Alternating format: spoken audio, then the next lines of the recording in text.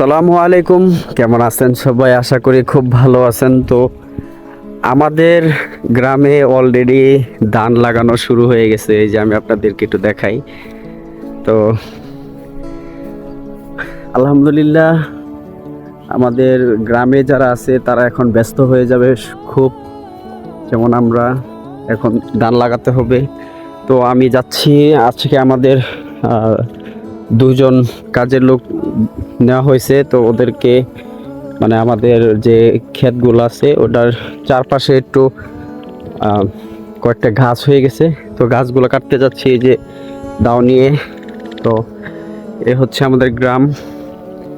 আজকে প্রচুর পরিমাণ রোদ, আর ওই দিকে হচ্ছে আমাদের বাড়ি। তো আমাদের ভাবলাম যে আমার এমএস এগ্রো ফার্মের যে ভালোবাসার মানুষগুলো আছে আমাদের গ্রামটা একটু ঘুরে ঘুরে দেখাই, আমাদের হাওরগুলো একটু দেখাই।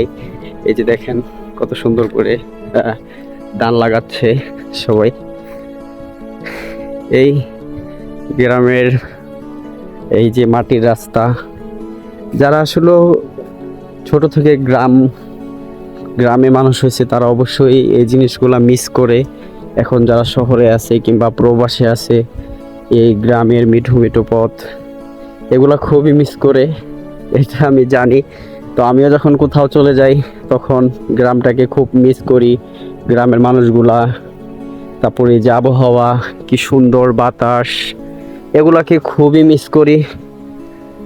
যাই হোক, যারা প্রবাসে আছেন, যারা আমার ভালোবাসার মানুষ আছেন, তাদেরকে আমার পক্ষ থেকে, এমএস এগ্রো ফার্মের পক্ষ থেকে সবাইকে দাওয়াত।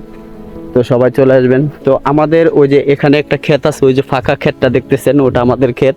এটা অলরেডি লাগাই ফেলছে, এটা লাগাবে। তো ওটা আশা করি আমরা কাল পরশুর ভিতরে ইনশাল্লাহ লাগানো শেষ করে দিব। তো আমাদের এবার একটু জমিটা বেশি হয়ে গেছে, প্রায় 12 পাহির উপরে অনেক জমি হয়ে গেছে। এগুলা আমি একাই বর্তমান সামলাচ্ছি আর কি, যেহেতু কৃষি সেক্টরে জড়িত এখন বর্তমান। তো এর জন্য নিজে একটু কষ্ট করতেছি। আমাদের বাড়ি থেকে মোটামুটি বেশ দূরেই, প্রায় অনেকটাই দূরে বললে চলে। ওই যে আমাদের ওই যে আরেকটা ক্ষেত, ওই যে ওই পাশে আরেকটা ক্ষেত। আমি একটু জুম করে একটু দেখাই, আপনাদেরকে দেখানোর চেষ্টা করি। ওই যে পাশে যে ক্ষেতটা, ওটা ওই যে এটা আমাদের, ওই পাশে আরেকটা আছে আমাদের। আর ওই যে দেখতেছেন এটা হচ্ছে হাওর, আমার বিল, মানে যে দেখেন পানি এখনো আছে। তো আমাদের ক্ষেত আরেকটা ওই পাশে আছে। তো আমরা ওদিকে যাচ্ছি আর কি, দেখি কামলাগুলা কি করতেছে। মানে ক্ষেতের যে আইলগুলো আছে এগুলো আজকে আর কি, আমাদের যে ক্ষেতগুলো আছে এই 2 দিনে এগুলা কাইটা শেষ করবে আর কি। তার জন্য 2টা কামলা নিয়োগ দেওয়া হয়েছে। তো ওরা আইলগুলা সুন্দরভাবে কাটবে। আমাদের গ্রামের পরে যে আরেকটা গ্রাম, এটা ছোট্ট, এখানে বেশি একটা বাড়ি নাই। এটা আমাদের বন্দে আর কি বলে, আমরা গ্রামের ভাষায় এটাকে বন্দ বলি, ঠিক আছে। আমাদের গ্রামটা কেমন লাগে অবশ্যই কমেন্ট করে জানাবেন। আর এরকম ভিডিও যদি পাইতে চান অবশ্যই আপনারা বলবেন, উৎসাহ দিলেই এগুলা তুলে ধরার চেষ্টা করবো আরও সুন্দরভাবে। তো এটা হচ্ছে আমাদের একটা ক্ষেত। ওই যে আমি একটা গাছ কাইটে আসলাম। তো ওই যে এটাও আমাদের ক্ষেত, দেখেন এই যে মাছ মারার জন্য এদিকে জাল পাইতে রাখছে, এটাও কিন্তু আমাদের ক্ষেত। যে এটাও একটা বিল, এটারে বলে নড়া করি নাকি কি জানি বলে। যাই হোক, ওই যে দেখেন মাছ মারতেছে, ওই যে ওই দেখেন মাছ মারতেছে। এটাও মোটামুটি পানি আছে, এখন লাগানো যাবে না, আর একটু পানি কমলে লাগানো যাবো।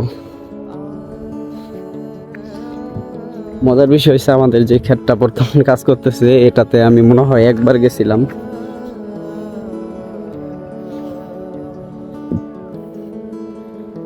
কে কাকা,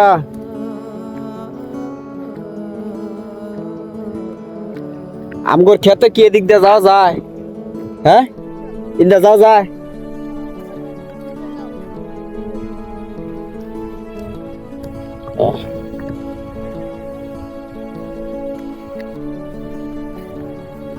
লাগাও লাগাও, সুন্দর করে লাগাও। এই হচ্ছে গ্রামের অবস্থা। হ্যাঁ, তো আমরা আমার ক্ষেতের বগলে চলে আসছি। এই হচ্ছে আমার ক্ষেত।